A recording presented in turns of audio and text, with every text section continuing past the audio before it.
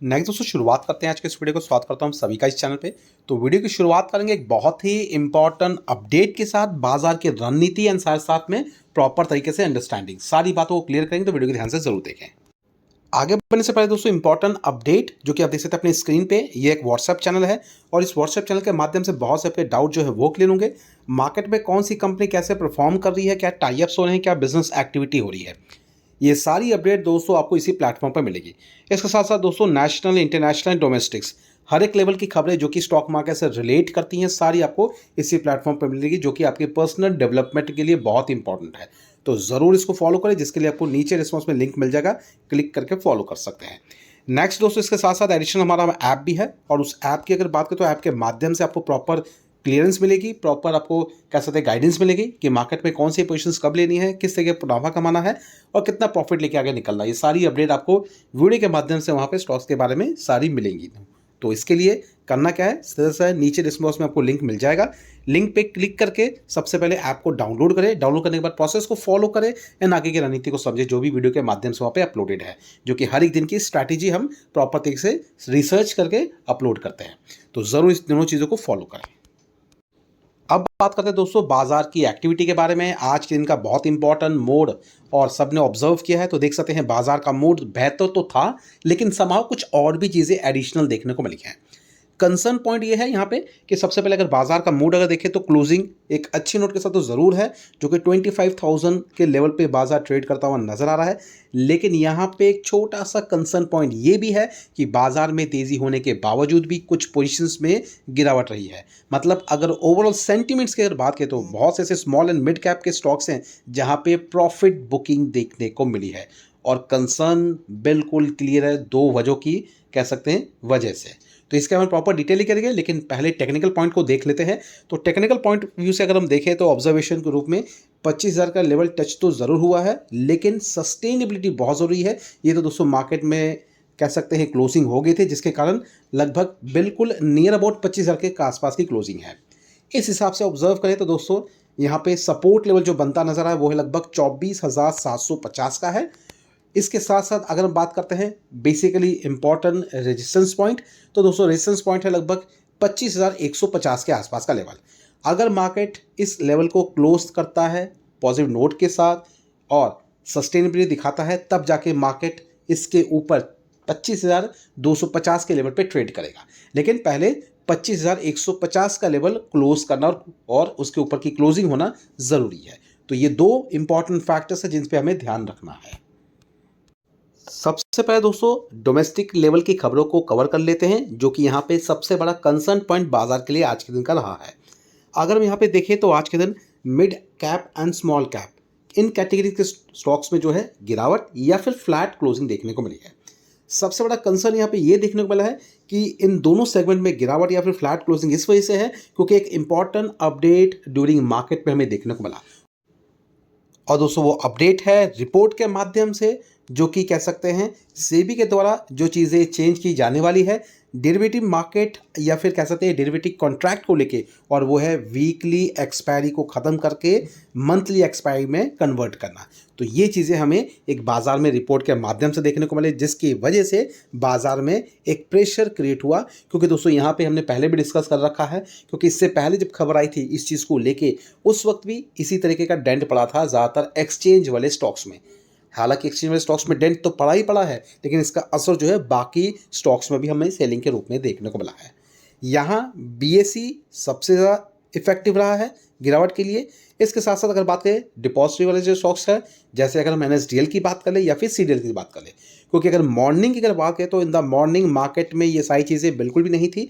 Market अच्छे note के साथ चल रहा था, लेकिन जैसे ये खबरें आई रिपोर्ट के माध्यम से कि डेरिवेटिव मार्केट को लेके फिर से कॉन्ट्रैक्ट में चेंजेस किए जाने वाले हैं, जो कि वीकली एक्सपायरी से चेंज करके मंथली कॉन्ट्रैक्ट में कन्वर्ट किया जा सकता है।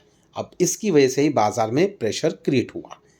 तो समहाउ अगर देखें तो बाजार का इंटरनल ये इशू काउंट नहीं होता है, ये दोस्तों कह सकते हैं एक्सटर्नल काउंट होता है, क्योंकि यहाँ पे किसी भी स्टॉक के बिहाफ पे ये नेगेटिविटी बिल्कुल भी नहीं है। हालांकि पूरे एंटायर मार्केट के लिए भी ये नेगेटिविटी नहीं है, लेकिन ये अपडेट ये चेंजेस इसलिए किए जा रहे हैं ताकि आप सभी जानते हैं दोस्तों फ्यूचर एंड ऑप्शन को लेकर ये एक सबसे बड़ा डर कह सकते हैं कह सकते हैं पूरे मार्केट को भी है, साथ साथ सेबी को भी है, क्योंकि यहाँ पे सिर्फ ज़्यादातर खेल होता है बेसिकली जो बड़े बड़े इन्वेस्टर्स है, जो बड़े बड़े फंड लेके एंटर करते हैं उनको कंसर्न लेके है, क्योंकि इसकी वजह से छोटे जो इन्वेस्टर्स होते हैं वो भी इसमें पैसा लगाते हैं एंड समहाउ लगभग 100 में से 98% लोग जो है वो गवाते हैं अपना पैसा फ्यूचर एंड ऑप्शन में। और इसी फ्यूचर एंड ऑप्शन को लेके चेंजेस किए जा रहे हैं ताकि इस चीज़ का खतरा कम से कम आम लोगों की ज़िंदगी पे पड़े, क्योंकि आप सबने ऑब्जर्व बहुत बार किया होगा कि ये भी सुना होगा कि स्टॉक मार्केट की वजह से किसी ने आत्महत्या कर ली या फिर किसी ने अपने लाइफ को एंड कर लिया जस्ट बिकॉज ऑफ उसमें नुकसान होने की वजह से। तो दोस्तों ये नुकसान जो होता है ना बेसिकली ये फ्यूचर एंड ऑप्शन में ही होता है। यही सबसे बड़ा एक मेन कंसर्न होता है, क्योंकि यहाँ पे लिमिटेड टाइम पीरियड होता है और उस लिमिटेड टाइम पीरियड ख़त्म होने के बाद पूरा का पूरा पैसा ज़ीरो हो जाता है। तो ये सबसे बड़ा कंसर्न है। और ये भी एक बड़ा कंसर्न है, आप सबने ऑब्जर्व किया होगा कि आपके व्हाट्सएप में या टेलीग्राम चैनल पे एक तरीके का मैसेज भी बहुत से कह सकते हैं लोगों के द्वारा सर्कुलेट किया जाता है कि एक दिन में पैसा लगाए, इतना पैसा कमाए। इस तरीके के अट्रैक्टिव वैल्यूएशंस के रूप में भी चीज़ें को सर्कुलेट किया जाता है। तो कह सकते हैं दोस्तों इस खबर की वजह से बाजार में एक प्रेशर क्रिएट हुआ। एडिशनल अगर देखें तो इंटरनेशनल लेवल की तरफ से भी कुछ इंपॉर्टेंट खबरें हैं जहां पे प्रेशर एडिशनल रूप में काउंट हुआ है। जैसे कि बात करें तो यहाँ पे अगर देखें तो ट्रंप की तरफ से कुछ इंपॉर्टेंट कह सकते हैं स्टेटमेंट हमें देखने को मिला है, और वो देख सकते हैं ये चीज़ें पब्लिश हुई है 11 तारीख आज ही के दिन, और वो भी लगभग कह सकते हैं 6 घंटे पहले। इसको अगर काउंट करें तो यहाँ पे याद देखने को मिल रहा है कि ट्रंप की तरफ से लगातार यूरोपियन यूनियन पे प्रेशर बनाया जा रहा है कि वो भी अपनी तरफ से इंडिया एंड चाइना पे लगभग टैरिफ्स बढ़ाएं, जो कि 100% तक का टैरिफ बढ़ाने की भी प्रेशराइज किया जा रहा है। जैसे ट्रंप ने 25% तक का टैरिफ लगाया है, किस वजह से एडिशनल इसलिए लगाया है ताकि बिकॉज क्या है इंडिया बेसिकली कह सकते हैं रशिया से ऑयल खरीदता है, तो इसी वजह से यूएस ने जो है इंडिया पे एडिशनल 25% का टैरिफ लगाया है।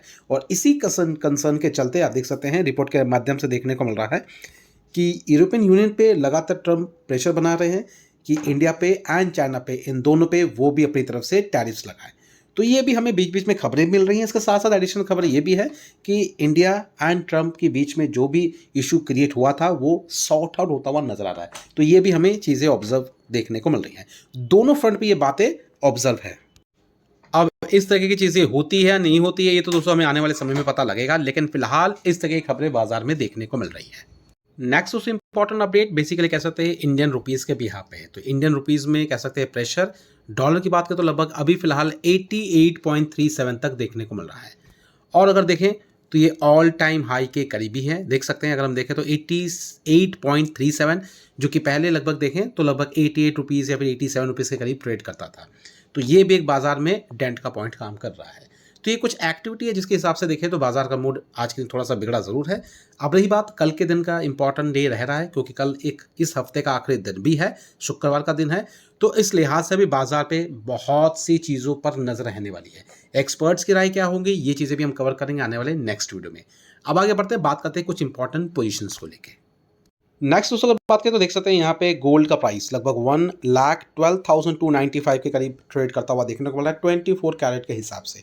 लगातार कह सकते हैं गोल्ड में राइज जस्ट बिकॉज ऑफ कह सकते हैं अनसर्टिनिटी, और फिलहाल ये अनसर्टिनिटी है फिलहाल टैरिफ्स को लेके भी, इसके साथ साथ ग्लोबल अनसर्टिनिटी भी है क्योंकि यहाँ पे रशिया यूक्रेन का वॉर अभी भी चल रहा है। तो इस चीज़ को लेकर भी बाजार थोड़ा सा नेगेटिव ज़रूर है।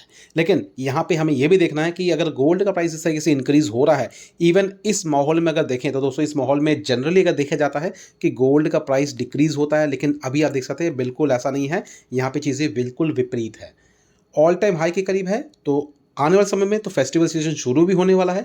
तो फेस्टिवल सीजन की बात करें तो सबसे बड़ा इंपॉर्टेंट कंसर्न है दिवाली का, और उस दिवाली कंसर्न में कह सकते हैं गोल्ड का प्राइस एस्टिमेट के हिसाब से अंदाज़ा लगाया जा रहा है, जो कि एक्सपर्ट के हिसाब से अगर बात करें तो लगभग 1,25,000 तक जाता हुआ देखने को मिलेगा, जिसको हम 1.25 लाख भी कह सकते हैं। और इसी चीज़ को लेकर देखें तो यहाँ पे गोल्ड एंड ज्वेलरी से रिलेटेड बिजनेस इंक्रीज़ होगा, क्योंकि अगर रेट्स बढ़ेंगे तो वही चीज़ जो पहले और आज की डेट में कम दामों में मिल रही है, आने वाले समय इसका प्राइस और भी इंक्रीज़ होगा। और इससे कनेक्ट करते हुए जो भी पोजीशंस हैं जैसे कि गोल्ड एंड ज्वेलरी सेगमेंट से रिलेट करते हुए जो भी स्टॉक्स है वहाँ पर इसका असर थोड़ा बहुत देखने को मिलेगा। टाइटन जैसी कंपनी पे ध्यान रखें, स्काई गोल्ड जैसी कंपनी पे ध्यान रखें, गोल्डियम पे भी ध्यान रखें, RBZ ज्वेलर्स पे भी ध्यान रख सकते हैं। तो ये सब कुछ पोजीशंस है जिन पे आपको नज़र रखनी है, प्रॉपर अंडरस्टैंडिंग चीज़ों को करना है और आने वाले क्वार्टर के जो नंबर्स जो कि आने वाले नेक्स्ट मंथ से शुरू होने वाले हैं, मिड ऑफ नेक्स्ट मंथ, उस पर भी खास करके ध्यान रहना चाहिए। अब दोस्तों अगर यहाँ बात करें तो देख सकते हैं सबसे पहले जो आने वाले नेक्स्ट मंथ से नंबर्स डिक्लेयर होने वाले हैं Q2 के, उनमें चीज़ें कुछ डिक्लेयर हो चुकी है कि किस किस कंपनी के द्वारा चीज़ें डिक्लेयर की जाएंगे। एंजल की बात करें तो ये नंबर डिक्लेयर करने वाली है 15 तारीख को। कोफोज की बात करें तो लगभग 24 अक्टूबर को डिक्लेयर करने वाली है कंपनी।